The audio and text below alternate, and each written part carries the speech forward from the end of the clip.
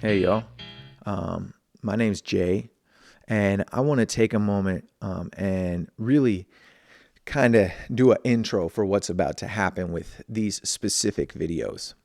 I am a member of Recovery. I've been a grateful member of that community for 8 years. I haven't felt the desire to drink or drug in over 7 years.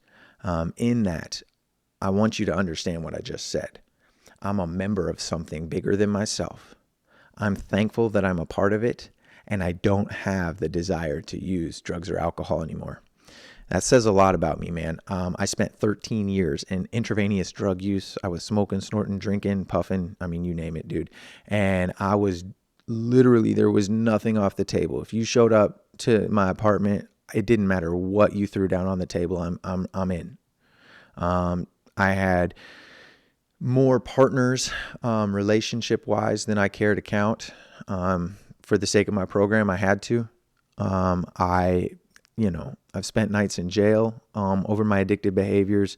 I've had health concerns that had the potential to be life altering. And I've overdosed and all the things, man.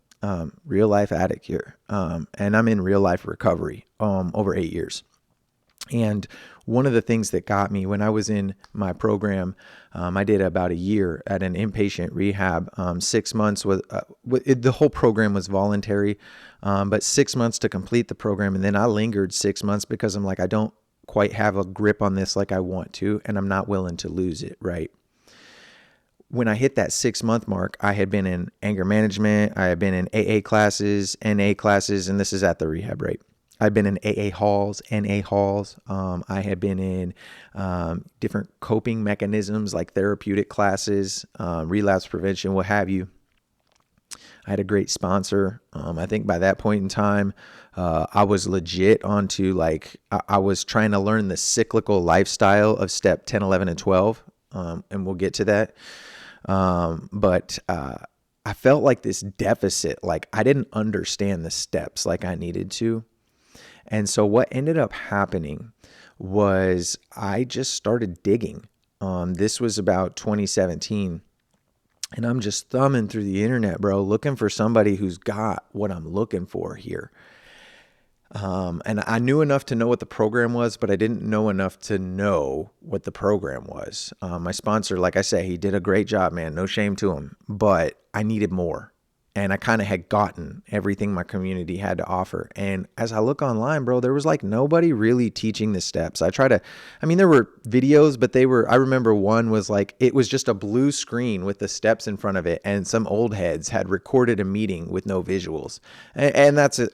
I mean, it honors the anonymous part of it, right? But it was more of a step study conversation, and I wasn't really getting the steps. And so I launched deep in my own life, man. I was doing the NA workbook. I did Celebrate Recovery. I did Life Recovery. I obviously did the AA, was reading the 12 steps and 12 traditions and all that. And reading my big book and like doing all the things.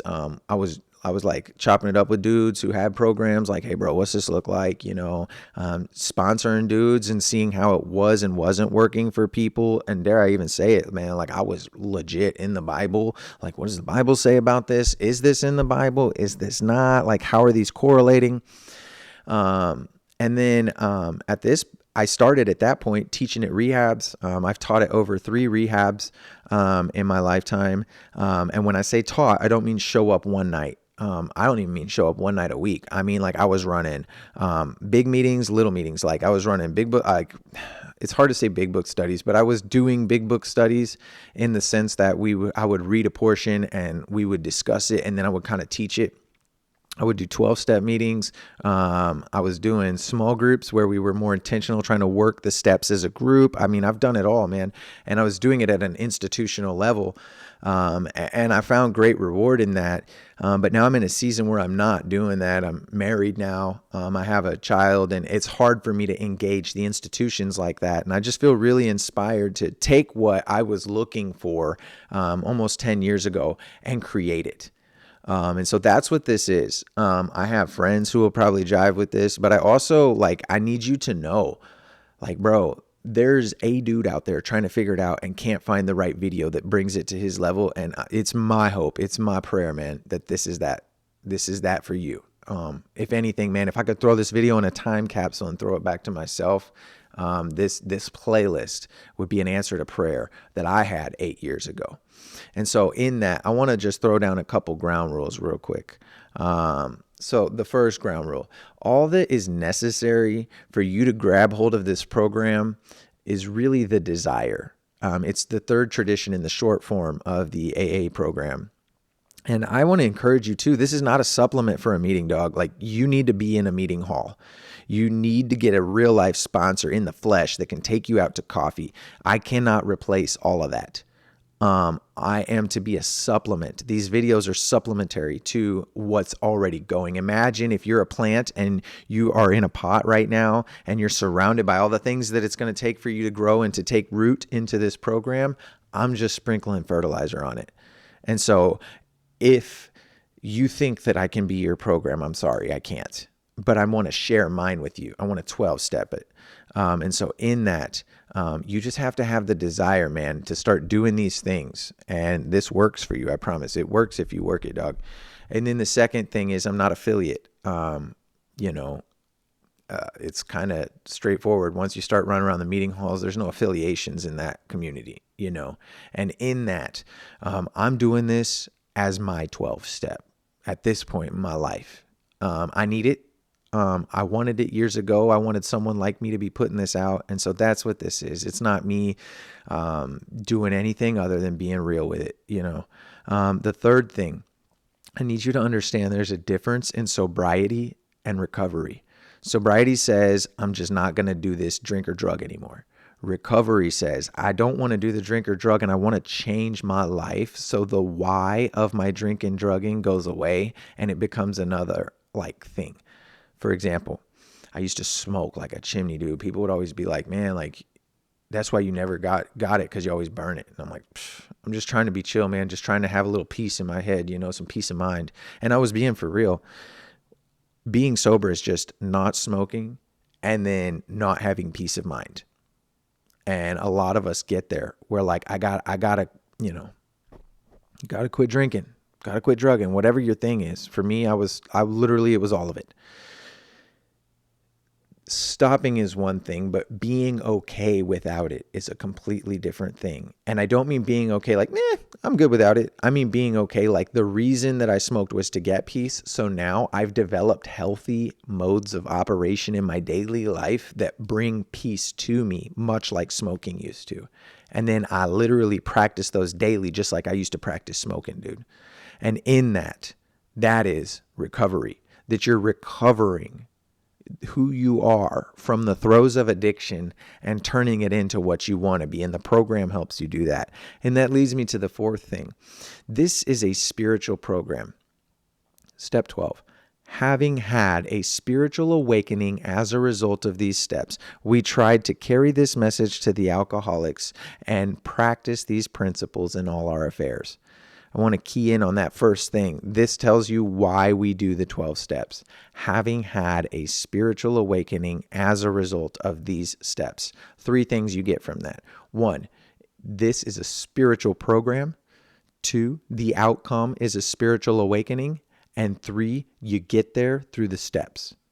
And so that's what this is. It's a spiritual program. And so anytime you're working a step and you're not looking at the spiritual nature of it, it's probably not going to work very well for you. It's this concept of you can do the right thing or you can have the right heart. If you have the right heart, you do the right thing anyways. But if you do the right thing with the wrong heart, it's just going to be doing a thing and then tomorrow you'll be the same. I want to actually point you towards, I just put out a video, I think it was yesterday, called Repentance on the Recovered by Christ channel.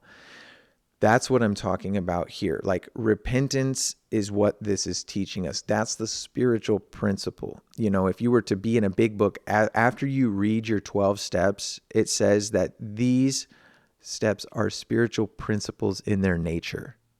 And so in that, you need to understand that it's not just, for example, step one, we admitted we were powerless over alcohol and that our lives had become unmanageable. You don't just say, oh, I'm powerless over dope and my life is unmanageable. And then you just go forward. That's the doing of it. But you didn't grab hold of the spiritual principle in its nature. And the nature is understanding. Dude, there's so much. I'm already about to explode into a step one study. But the nature of step one is it's literally powerlessness and accountability. That's it. And once you can say, I am powerless by myself and I need community and accountability to create the power within me. When you grab that spiritual principle, you've worked the step. When you just say you're powerless and that your life's unmanageable, you just said a sentence. And then if you go home and try to white knuckle it some more, bro, you didn't even work step one. You just proclaimed step one. And so that's kind of the vibe I'm trying to set here. These videos are going to be kind of unstructured in the sense that I'm going to get to them as I can. But I really, really want you to know, man, ladies, whoever you are, this is real. It works. And I want to help you get a hold of it. You would never believe me if I told you who I was 8 years ago. Bro, I was under 130. I was homeless. I had hep. I couldn't get, I would call family members and they wouldn't pick up because they would know I'm on some nonsense.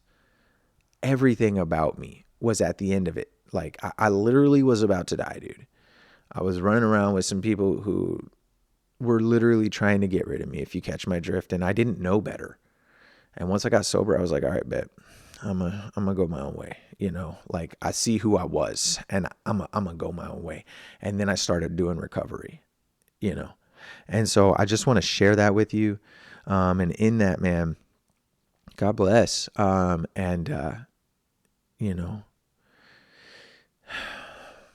Just remember this program's real. That's why we end with this prayer where we say God, grant me the serenity to accept the things I cannot change and the courage to change the things I can. That's like the extension of the prayer that we have at the end. But I just want you to know, serenity is yours, dude. And so if you know the serenity prayer, man, maybe say it, wrap up a meeting. But I really actually want to be intentional about not making this feel like a 12-step meeting. So I'm not going to end with the serenity prayer. You need to be in an Alcoholics Anonymous hall or a Narcotics Anonymous hall or a Sexaholics Anonymous or a Gamblers Anonymous or a Cocaine Anonymous. I could just run it, dude. I've been rocking with people that are in all those. So in that, get in a hall, man. Say the prayers, do the readings, get sponsored, be in the meetings, do your thing. And I pray that what I'm doing will help you with that. Be blessed.